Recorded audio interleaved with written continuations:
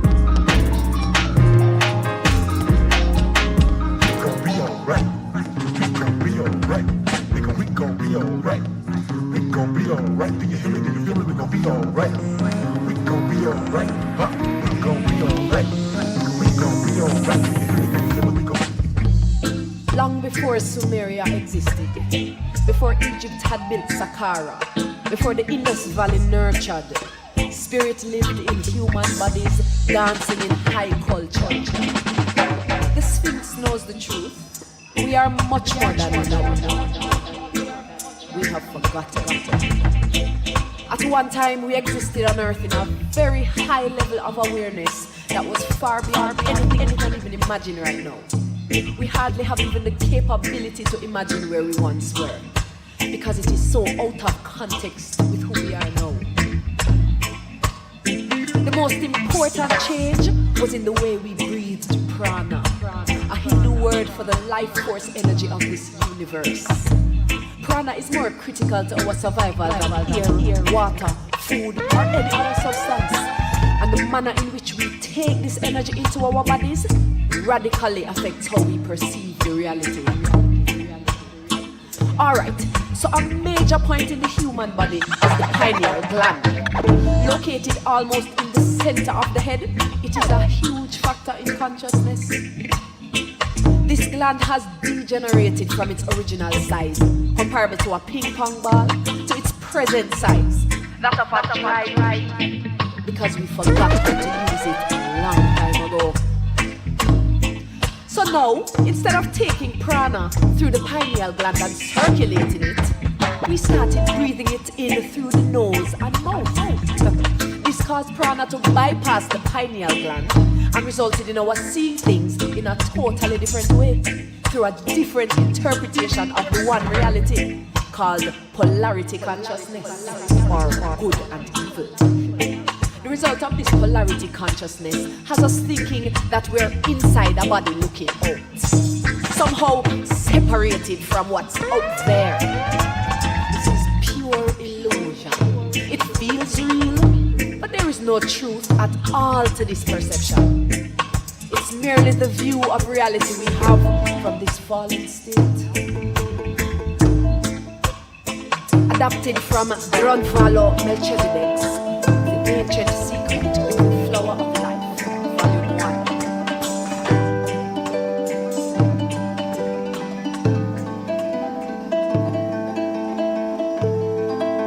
DJ Corchis. Lock it up, boy.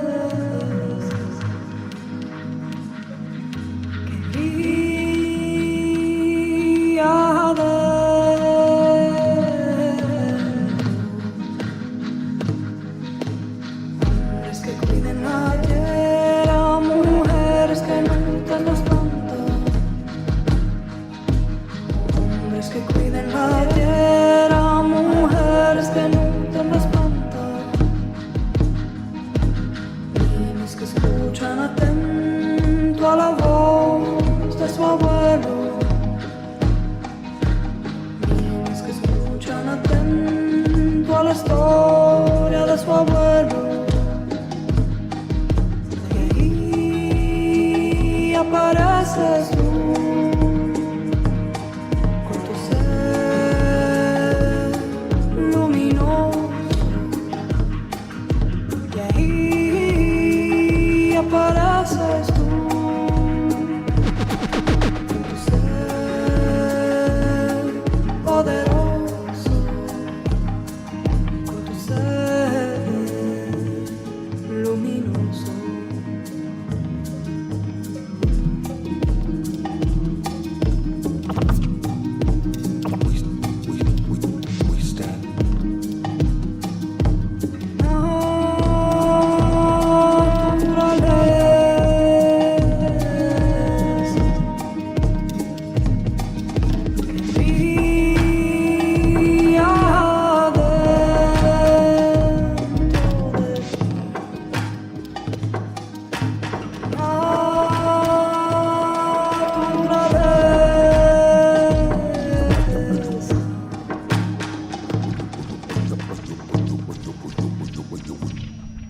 We stand at the threshold of a great dawning.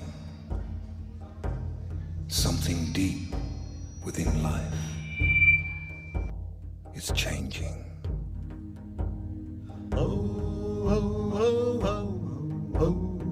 An era is ending. And at the very core of creation, something new is being born. We are awakening from a long collective sleep. An in vitro dreaming deep within the womb of our Mother Earth. Now is the time of a great shifting of cosmic wheels, which will result in the reformation of our Earth and trigger a radical shift in consciousness. A galactic tidal wave of light is descending upon the Earth, activating the highest potential, raising the frequency. Reality is being reformed, redefined.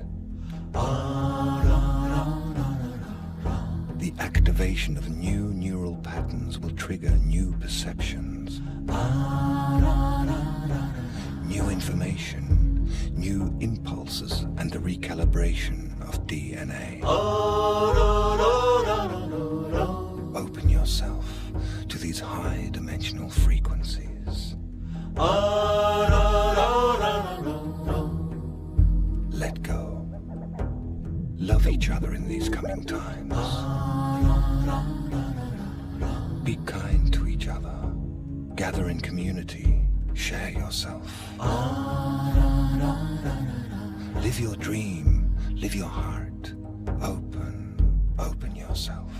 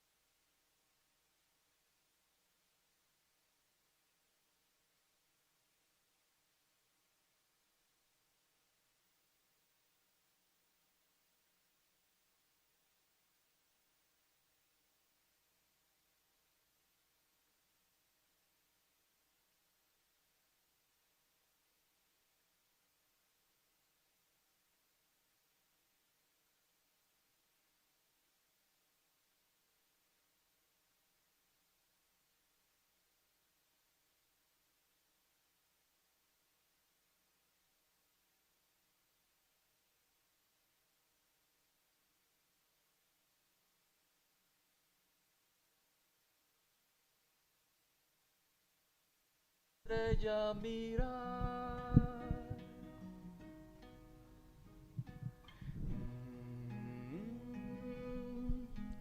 La la la la la la la la.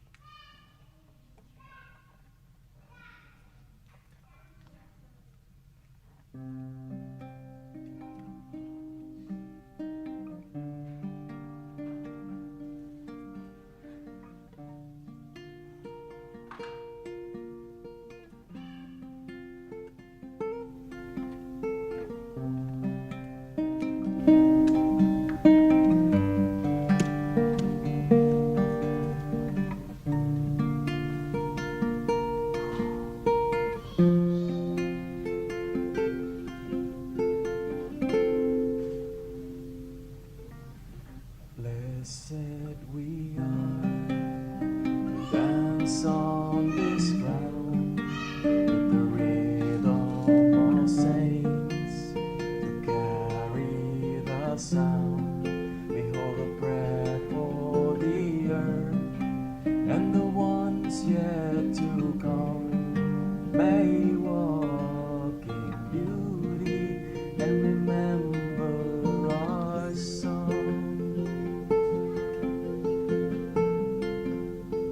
Blessed we are to dance on this ground with the rhythm of saints to carry the sound. We go to prayer for all life and the ones yet to come. May we walk in beauty and remember our song.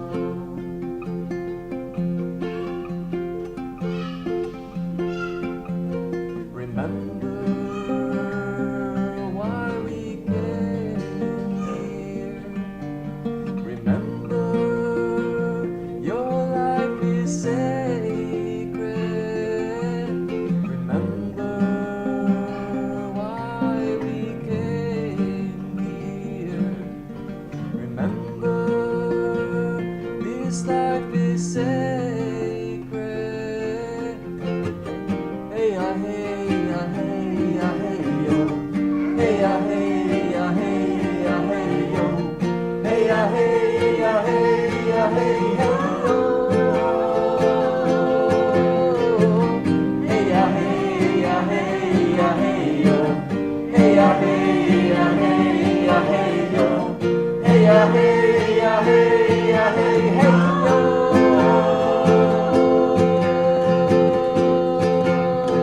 Blessed we are to dance on this ground, the rhythm of saints carry the sound. We hold prayer for the earth and the ones yet to come.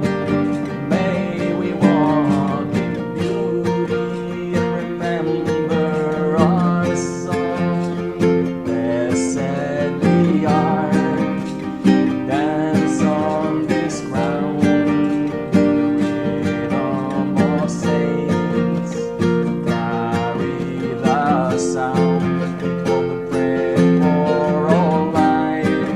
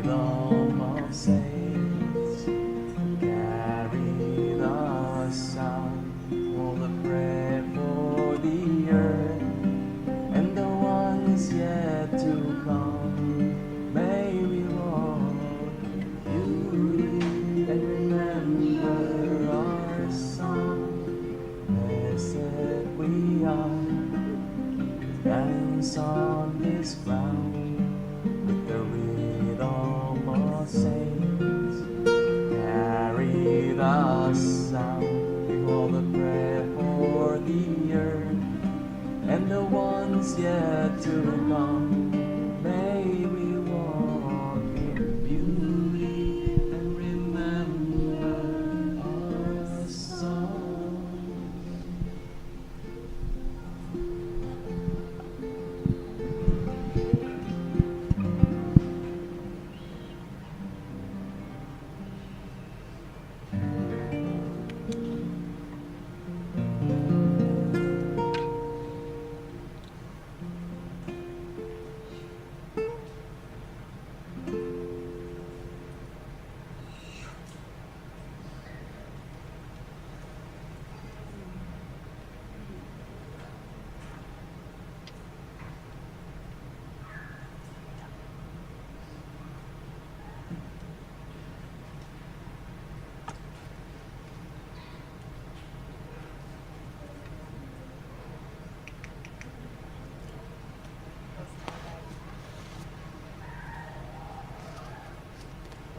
Let's start by taking a deep breath in. And exhaling all the way out. Deep breath in.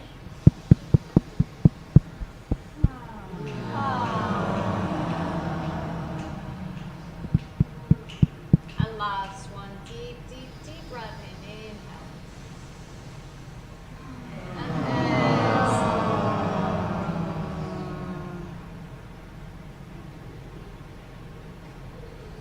Just start by blinking open your eyes.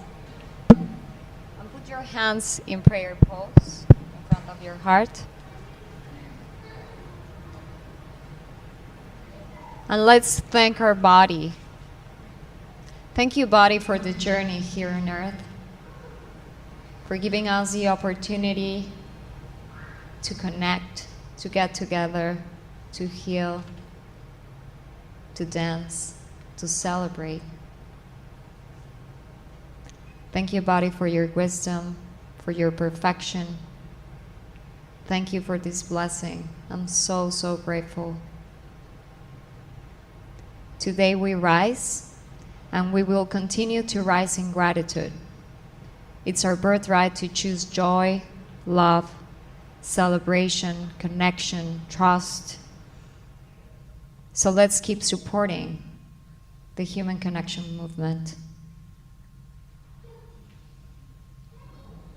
May we keep honoring, loving, and trusting our bodies. And may we remember why we came here. May we remember all we already know. That's why we're here. Thank you all divine lights, light beings, for your love, for your guidance, for holding space for us, for this vision. And thank you to each one of you for being part of this movement, of the human connection movement. So let's be the change we wish to see in the world.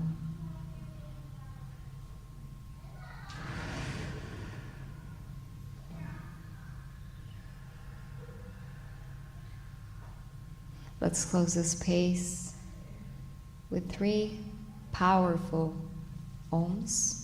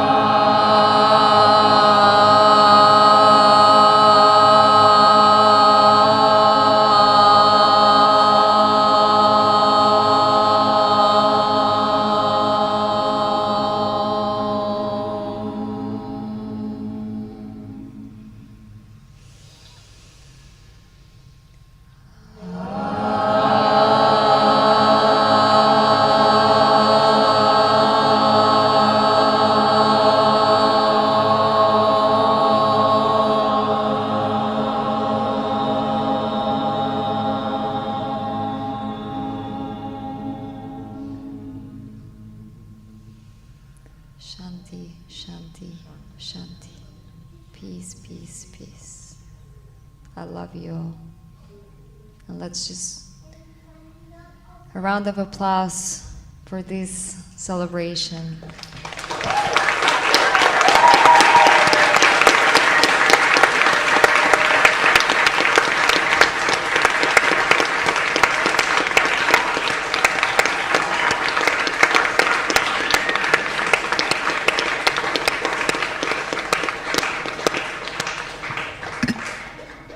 How beautiful it is to connect. Thank you all for coming. I know not all of you live here in Miami, so wow, this is amazing. And the people are online connected. Thank you for showing up. And this was really beautiful. And let's see what this ripple effect will continue. I'm gonna pass the mic to Kelly or Sayer. Or if you wanna share something.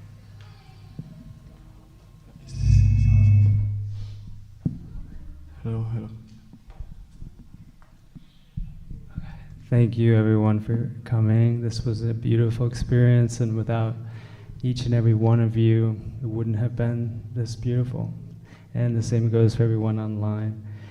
Thank you.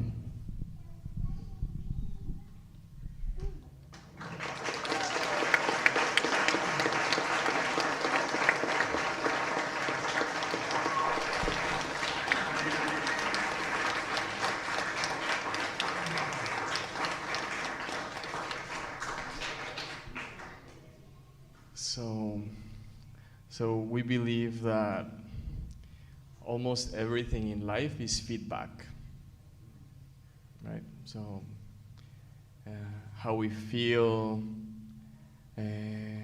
what's happening in our field is feedback from energy from other people, from the universe, or just from anything that you want to put that energy on. So I guess the feedback, at least for me tonight, is that this rocked.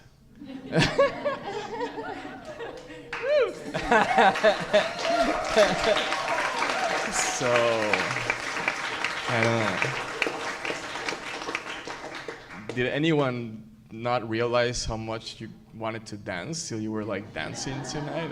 It's crazy. I was sweating like I hadn't sweat like that in so long dancing.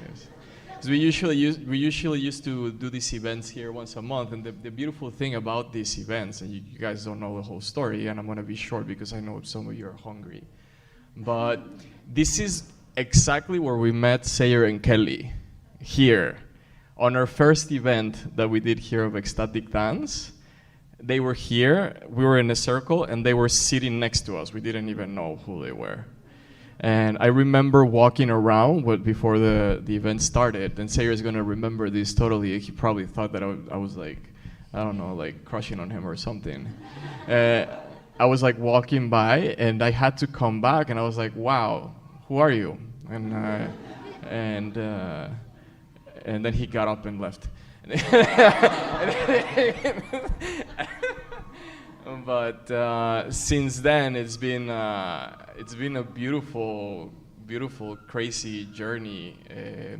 This vortex of love and supportive growth that they've brought to our lives and to many people's lives. And I think I'm talking for a lot of the people in here in this room. We're truly very grateful to have you both in our lives, and for all the work that you guys do. And I don't even know how you can manage, but thank you very much for everything that you do. And I hope that everything that happened today, the feedback that you're receiving is love and support. Yeah? So love and support and connection. And like we always say, this exists as long as we want it to exist, right? So as long as we keep supporting each other in these spaces and keep learning, I guess, no? In this great journey of life, every day we learn. And I don't know, it's always crazy how it always comes back to love, no? Always.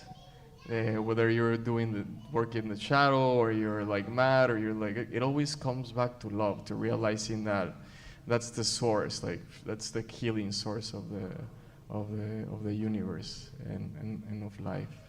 So there's no love without connection. That force field of love, we need that connection. So in order for us to keep bringing that energy in, the connection is super important. Super important. So ripple effect, I'm sure today is going to have a lot of ripple effects. It's like the stone, you drop it in water, right? And yeah, hopefully for many, many more years to come. I know I'm learning a lot still, and I know we all are, and or unlearning a lot more like so I don't know, we'll just live for these moments. It's truly, truly beautiful. And Claudia, my love, and the whole team that set the place up today, which was beautiful. Danielle with the flowers. There was a lot of work behind today. Corey, all the people that were working behind the campaign. Thank you. So I think it's just Corey, brother, amazing. Thank you so much. And the ones that were coordinating everything, I mean, I don't know the names of everyone, but it was like, I don't even know how many countries saw us today dancing like crazies. I love to see the transformation of people on the dance floor. Like, people are like, oh yeah, and then the drums start coming in, the shaker, and then the bass starts coming in, and people are like, yo! So yeah, keep dancing. Don't forget it. It's a dance. So I think Kelly wants to talk and cry at the same time. Yeah, no, I'm not talking. I'm just gonna start crying. And I just want to say thank you, buddies. Thank you. Thank you.